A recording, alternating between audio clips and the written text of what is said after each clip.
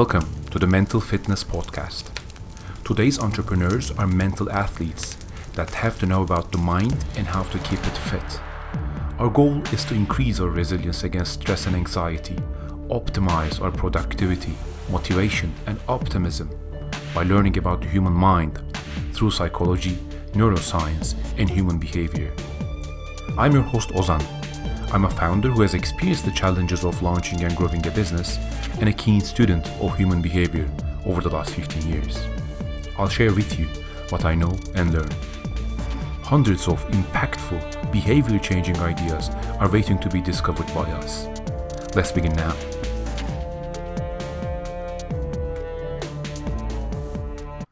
Hello and welcome to the Mental Fitness Podcast for Entrepreneurs. I'm your host Ozan. And today's topic is trust. I have had the opportunity of being very fascinated by psychology at a very early age. And I think this comes down to a few summers of interesting conversations I had with friends, reading the books of some existential psychologists, and so on. And I've actually kept that fascination alive, even though I do not practice as a psychologist. I'm not a psychologist. I don't do therapy, but that I have kept that interest alive, and that has actually, in conjunction with my interest in sociology, has helped me more than anything else in business, and especially in the world of startups and entrepreneurship. And this comes down to a basic fact: nothing you do is done in isolation. We work with other people, we learn from other people, we ask for feedback, and we sometimes see the world through their eyes, and even sometimes in some cases give a certain value to what we do and even our personalities through others' eyes. So other people are important. Humans thrive for the connections that they have with other human beings. This is what being human is to a certain extent. So this is really important to understand, because depending on others, being dependent on the observations, feelings, and interactions with others is not a weakness. It's just a built-in quality that can be very advantageous, but can also be very dangerous. So that's why we need to be really good in understanding who to trust. There are a few ways I sort untrustworthy people, and I think you would find them relevant. These 4 bits of wisdom that I've collected actually depends on not just my technical knowledge of psychology and so on, but also the fact that I've had the chance of having conducted more than 3,000 interviews. And the job interview is kind of like an iconic stage in which there's this almost double irony of people know that the other person is gonna lie, and they adjust their answers and questions according to the fact that the other person might lie, etc. My personal style was to be very honest and try to pull people into honesty as much as I could. Some people cooperated. They had honest conversations with me, which I think was positive for them as well. But some people did not. And I understood. I've seen the trend of the qualities and behaviors that are common in people who would not prefer to be honest. Also, just as a disclaimer, being not 100% transparent in a job interview does not mean you're an untrustworthy person. That's something else. But my point is, there are a lot of similarities that I've learned from there that I can use in other areas of life, and so far I have seen them to be true. So the first one is the way I sort untrustworthy people. Do they keep their small promises? And by small promises, I mean things like, okay, I'll see you at 3 o'clock. Okay, we'll take a look at this in 3 weeks or in a month. I'll circle back to you towards the end of the year. Leave this with me and I'll do this and that. So if you're just building a type of a partnership, even in the very early stages, or do they keep their small promises? Um, well, the fact that the small promises are not kept does not show that person is that has lack of integrity. That person might still have good qualities with themselves, but it also means you have to be very careful about seeing them as fixed constants that you can rely upon while building a business or while collaborating, creating synergies in terms of partnerships. If they're not keeping their small promises, they either think they do not need to keep these promises, or they want to keep but they don't have the self-discipline to keep these small promises. In either case, that's a flag for you. The second one, do they listen? Do they really listen? Or do they talk and just seem like they are listening? And this is particularly important, and you'll realize the importance of this as you pay more attention to this. Almost like this interesting bit of selective perception in a way. And some people actually think about what they're going to say next while they're speaking, and they're not really engaged in those dialogues, whereas other people really listen in and actively try to understand what you're trying to say through questions and through summarizing what you've said. So do they practice active listening? Do they really pay attention to what you're saying and really understand you before they make a comment or before they interject? So that's really important, because if the person you're talking with does not listen and talks a lot, this might mean that they're trying to create an impression.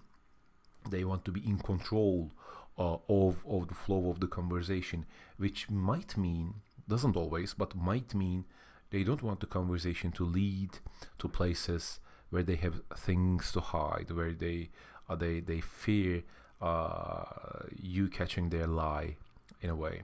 So that's a flag as well. The third one is, how are they in other areas of life? And this includes places like, how are they in a restaurant? How are they behaving towards the servers? How are they in traffic? How are they while they are talking to others? How are they in their family and in their relationships with their children, with their parents? So all of these actually give you small bits and pieces of clues.